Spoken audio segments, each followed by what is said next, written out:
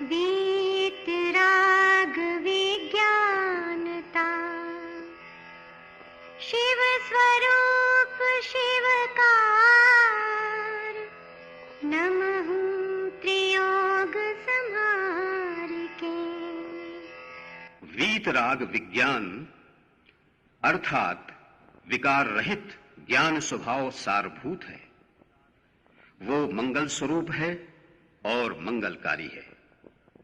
मैं उसे मन वचन काय इन तीनों योगों को वश में करके नमस्कार करता हूं। छह परमांगलिक ग्रंथ है। पंडित दौलत राम जी द्वारा यह लिखा गया है। 6 इसमें ढाल हैं। चौथी ढाल का अपन स्वाध्याय कर रहे थे। छंद नंबर कल 3 पढ़ा था। सम्यक ज्ञान के भेद और प्रभेद और इसके अलावा उनका लक्षण के बारे में भी जाना था। 5 सम्यक ज्ञान के लक्षण कल देख लिए थे। आज उन्हीं ज्ञानों के बारे में थोड़ी सी चर्चा करेंगे कि इनमें डिफरेंट क्या है, अंतर क्या है। इनका तुलनात्मक थोड़ा सा अध्ययन करते हैं, जैसे मति ज्ञान, श्रुति ज्ञान। तो इसमें दोनों में अंतर क्या है, किस ज्ञान में हम क्या विशेषता कुछ समझें। तो कुछ बातों को लेकर के यहाँ पर चर्चा करते हैं। देखिए क्या लिखा, मति ज्ञान और श्रुत ज्ञान में अंतर। ठीक है। मति ज्ञान, मति ज्ञानावरण कर्म का क्षयोपशम निमित्त है। श्रुत ज्ञान, श्रुत ज्ञानावरण कर्म का क्षयोपशम निमित्त है। इन दोनों में निमित्त क्या है? मति ज्ञान में क्या निमित्त हुआ? मति ज्ञानावरण कर्म का क्षयोपशम। जब इसका क्षयोपशम होगा, मतलब कि उसकी शक्ति कम होगी और उपशम दब जाएगा वो कर्म, तो उससे जो उघाड़ होगा आत्मा में, जानने की शक्ति प्रकट होगी, उसे मति ज्ञान कहेंगे। ठीक है ना।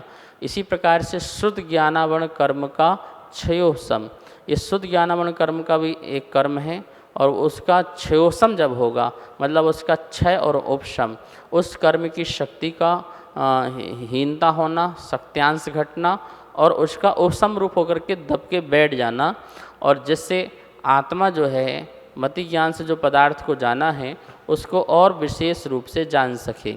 जिस व्यक्ति का मति शुद्ध ज्ञानावरण कर्म का क्षयोपशम बहुत तीव्र होता है, वो व्यक्ति को मति ज्ञान से थोड़ी सी भी बात पता चल जाए किसी भी इंद्रिय के माध्यम से, वो उसका बहुत बड़ा विस्तार कर सकता है, बहुत विशाल रूप से विस्तार कर सकता है। और जिसका शुद्ध ज्ञानावरण कर्म का उदय चल रहा हो, क्षयोपशम नहीं हो रहा हो, तो वह मति ज्ञान से जानता तो है और जान करके फिर आगे सोच नहीं पाता है, उसके विषय में जान नहीं पाता है, विशेष रूप से नहीं जान पाता है, और वो वहीं पर उसकी बुद्धि कुंद हो जाती है। ठीक है ना। जैसे मान लो कि मति ज्ञान से अपन ने देखा ये जैन टेम्पल देखा हो, ठीक है ना। अब शुद्ध ज्ञानावरण का जिसका क्षयोपशम होगा तो वो इस टेम्पल के बारे में पूरी जानकारी निकाल लेगा। टेम्पल कब बना, कैसे बना, क्या हुआ और किसने बनाया, किससे बना है, किस चीज़ से बना है, मतलब कितनी वो खोज कर सकता है, किस प्रकार से टेम्पल बना करता है। तो ये किसका चल रहा है? ये शुद्ध ज्ञानावरण कर्म का क्षयोपशम चल रहा है। और जिसकी बुद्धि नहीं चलती है, उसने देखा टेम्पल और आगे बढ़ गया, मतलब उसके बारे में फिर आगे उसने सोचा ही नहीं, समझा ही नहीं। तो इस प्रकार से शुद्ध ज्ञानावरण के जो क्षयोपशम से, और जिसका जैसा क्षयोपशम होगा विशेष रूप से होगा, तो विशेष रूप से, जैसे कि मति ज्ञान से अपन ने एक शब्द पढ़ा, आत्मा पढ़ लिया, ठीक है ना। अब वो आत्मा और शुद्ध ज्ञान के बल से जिसका तीव्र क्षयोपशम होगा, वो आत्मा के बारे में जानकर के पूरा द्वादशांग जान सकता है, पूरे द्वादशांग का ज्ञान उसके अंदर उत्पन्न हो सकता है। ऐसा यह शुद्ध ज्ञानावरण कर्म का क्षयोपशम होता है। तो जिसका जैसा हो देख लेना। तो मति ज्ञानावरण कर्म का क्षयोपशम निमित्त जो पड़ता है वो मति ज्ञान में, और शुद्ध ज्ञानावरण कर्म का क्षयोपशम जो निमित्त मिलता है वो शुद्ध ज्ञान में। ये तो एक पहला अंतर है, ठीक है ना। दूसरा अंतर क्या है? दर्शनोपयोग पूर्वक होता है। मति ज्ञान कैसे होता है? दर्शन उपयोग पूर्वक, मतलब मति ज्ञान होने के पहले सामान्य प्रतिभास होना चाहिए, और जो शुद्ध ज्ञान है वो मति ज्ञान उपयोग पूर्वक होता है। ये दोनों में अंतर है। दूसरा ये अंतर है, क्या अंतर है? दर्शन उपयोग पूर्वक मति ज्ञान होता है। जैसे कि मैंने आँख से जाना, तो आँख से जानने के पहले वो सामान्य प्रतिभास उस वस्तु का होगा। जैसे कान से मैंने कुछ चीज़ सुना, तो सुनने के पहले उसका सामान्य प्रतिभास होगा, वो दर्शन हो गया, और जो मुझे सुनाई दे रहा है वो मति ज्ञान हो गया, और उसके बारे में मैं विशेष रूप से जानूं तो वो शुद्ध ज्ञान हो जाएगा। ये कंटिन्यू ऐसे लगाना। तो दर्शन उपयोग, फिर मति ज्ञान, और फिर शुद्ध ज्ञान। तो दर्शन उपयोग पूर्वक मति ज्ञान होता है, और शुद्ध ज्ञान जो है वो मति ज्ञान पूर्वक शुद्ध ज्ञान होता है। ठीक है ना। अब तीसरा अंतर दोनों में देखो, मति ज्ञान के बाद शुद्ध ज्ञान होने का नियम नहीं है। मति ज्ञान हुआ, उसके बाद शुद्ध ज्ञान हो जरूरी नहीं है कि शुद्ध ज्ञान हो, ज़्यादा विचारना उसके प्रति हो जरूरी नहीं है। लेकिन शुद्ध ज्ञान में मति ज्ञान नियम से होता है और शुद्ध पूर्वक भी शुद्ध होता है। क्या बोले? दो चीज़ यहाँ बोली जा रही हैं। यदि शुद्ध ज्ञान है तो मति ज्ञान पूर्वक ही होगा, ये नियम है। पहले मति ज्ञान होगा और फिर शुद्ध ज्ञान होगा, ये तो नियम है। और शुद्ध पूर्वक भी श्रुत होता है। क्या कह रहे हैं? श्रुत पूर्वक भी श्रुत होता है। एक बार मति ज्ञान से ज्ञान हो गया ना, तो वो श्रुत तो हो ही गया, पर उस श्रुत ज्ञान के बल से भी और भी श्रुत ज्ञान हो जाता है। जिसे हमने कहा विशेष रूप से, मतलब उसकी गहराई में जाना, उसके मर्म में जाना, उसकी और विशेष रूप से उस पदार्थ का व्याख्यान समझना, समझाना, जानना, ये सब जो चीज़ें हैं वो श्रुत पूर्वक भी श्रुत हो जाता है। ठीक है ना। मति ज्ञान पूर्वक शुद्ध ज्ञान हो जरूरी नहीं है, लेकिन मति ज्ञान पूर्वक शुद्ध ज्ञान होगा ये निश्चित है। ठीक है ना। और शुद्ध ज्ञान के बाद नियम से और भी शुद्ध हो सकता है। हो जरूरी नहीं है, लेकिन हो सकता है। ठीक है ना। तो शुद्ध पूर्वक भी शुद्ध होता है, ये अंतर हुआ। और भी अंतर है मति ज्ञान शुद्ध ज्ञान में। देखिए चौथे नंबर में क्या अंतर है। मति ज्ञान 336 भेद हैं मति ज्ञान के, लेकिन शुद्ध ज्ञान के कितने भेद हैं? मात्र 2 ही भेद हैं। अभी 336 जो भेद हैं आपको तत्वार सूत्र में पढ़ लेना चाहिए। और शुद्ध ज्ञान के भी, जैसे अंग बाह्य और अंग प्रविष्ट, ऐसे शुद्ध ज्ञान के भेद हैं। और मति ज्ञान के जो 336 भेद हैं, अवग्रह, इह, अवाय, धारणा, अवग्रह की भी 2 भेद हो जाते हैं, अर्थावग्रह और व्यंजनावग्रह। और इन सब के पदार्थ हो जाते हैं, और कितनी कितनी इंद्रियों से जाना जाता है, इन सब का गुणा करते हैं 336 भेद हो जाते हैं। ठीक है। मति ज्ञान में लिखा है तत्व सुना समझा जा सकता है। मति ज्ञान से तत्व को सुना और समझा जा सकता है, और शुद्ध ज्ञान से तत्व निर्णय इसके माध्यम से होता है। तत्व का निर्णय किसके माध्यम से होता है? शुद्ध ज्ञान से। हम मति ज्ञान के बल से आप द्रव मन के निमित्त से मुझे सुन रहे हो और समझ भी रहे हो, तो सुना भी जा सकता है, समझा भी जा सकता है, पर निर्णय नहीं किया जा सकता है। यदि किसी भी चीज़ का निर्णय होना है तो वो श्रुत ज्ञान के बल से ही निर्णय हो सकता है। तो उस तत्व का जो निर्णय होगा वो शुद्ध ज्ञान के बल से होगा। ये दोनों में अंतर है। बात समझ में आई ना आपको? जैसे अपन आँख से देख रहे हैं तो देखा भी जा सकता है, और जिसको देखा है उसको समझा भी जा सकता है, लेकिन उसका जो भी सही गलत जो भी निर्णय है वो जब भी होगा तो श्रुत ज्ञान के बल से निर्णय होगा। ऐसे ही 5 इंद्रियों मन की बात में लगाना। आगे अंतर मति ज्ञान में 5 इंद्रियों का निमित्त मुख्य है। कैसा है? मति ज्ञान में क्या है?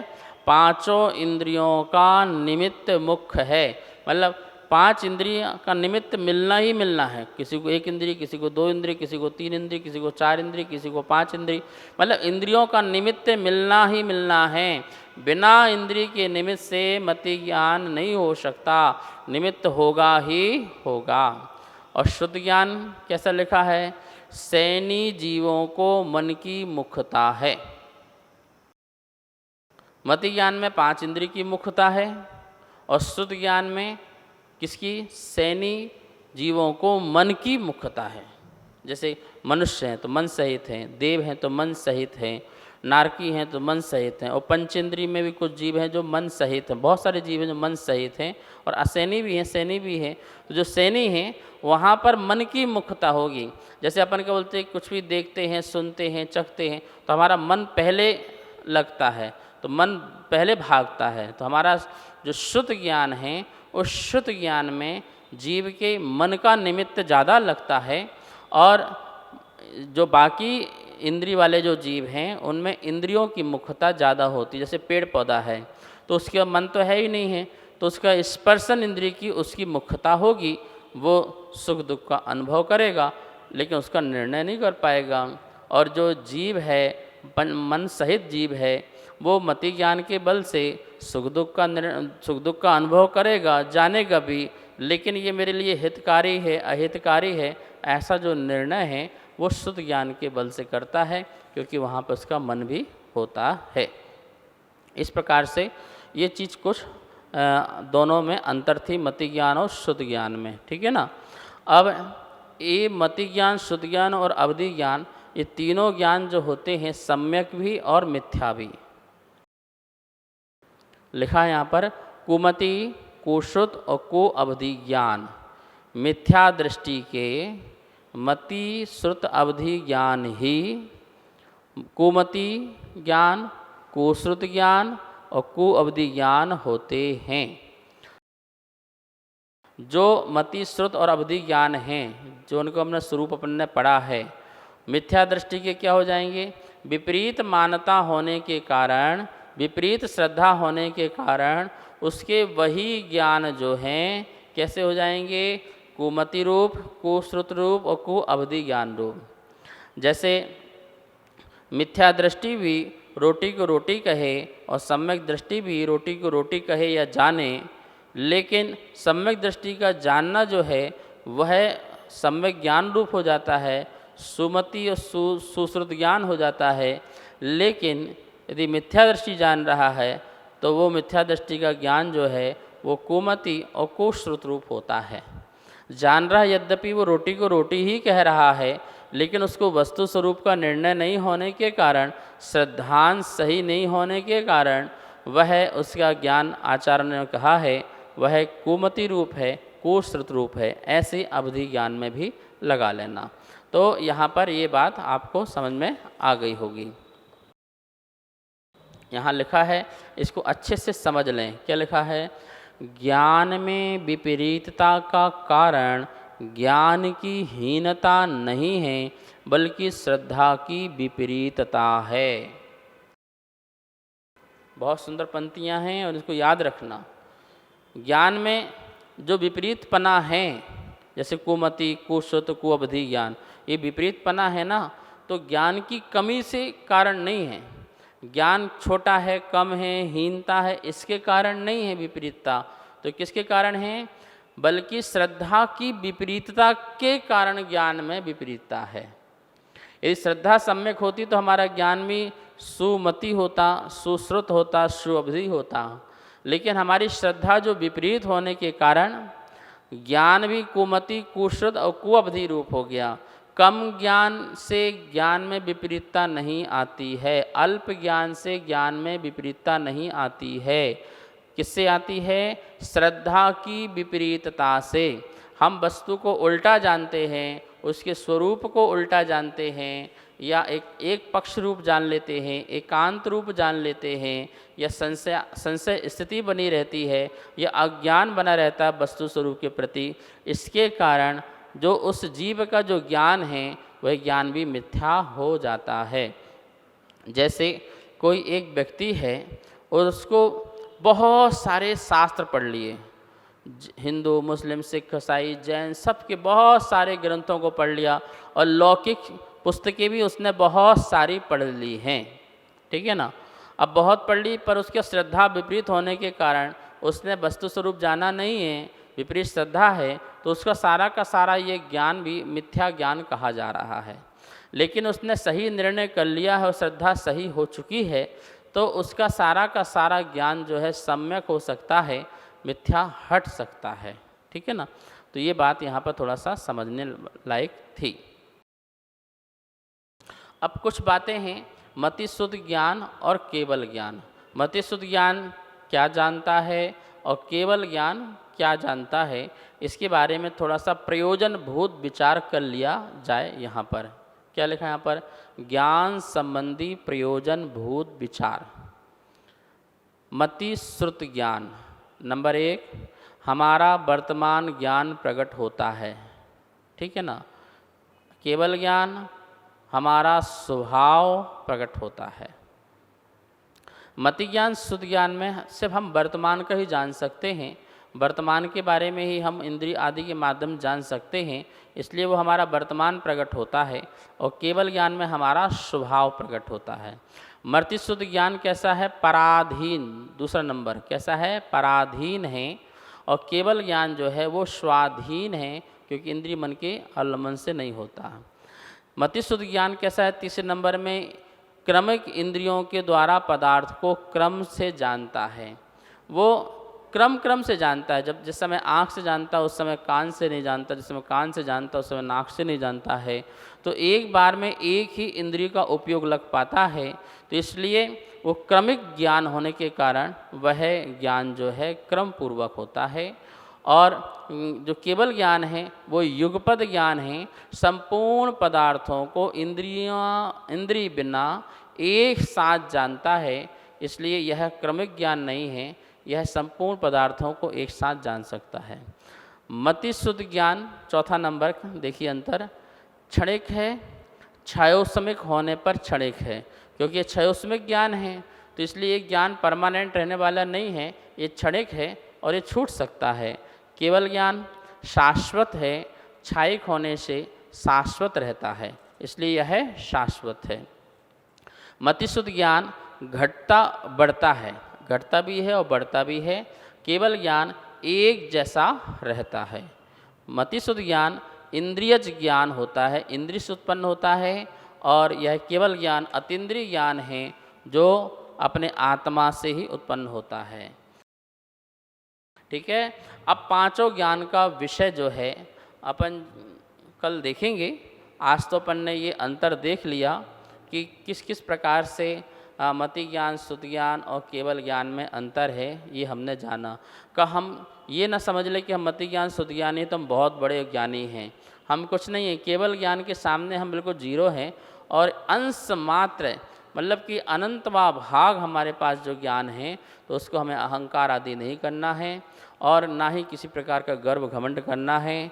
और ज्ञानी बनो पर घमंडी मत बनो, इस बात का ध्यान रखना है। ये शिक्षा भी हमें ग्रहण करना है, सिर्फ पढ़ना नहीं है, रटना नहीं है, इसका उद्देश्य भी हमको समझना चाहिए। इस प्रकार से यहाँ ज्ञान की चर्चाएं हुई, कुछ बातें होंगी कल चलेंगी। आज इतना ही समय हो गया है। आइए माँ जनवाणी की स्तुति करते हैं।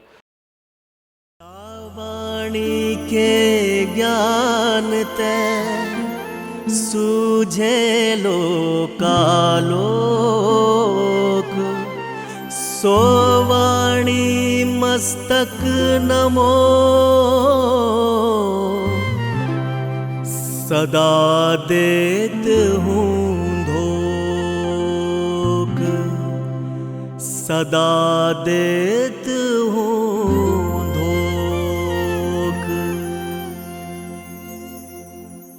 इस कार्यक्रम के पुण्यार्जक थे श्री खंडेलवाल दिगंबर जैन मंदिर, राजा बाजार, कनॉट प्लेस, नई दिल्ली, एवं श्री खंडेलवाल दिगंबर जैन मंदिर, वैदवाड़ा, दिल्ली के अंतर्गत खंडेलवाल दिगंबर जैन पंचायत, दिल्ली।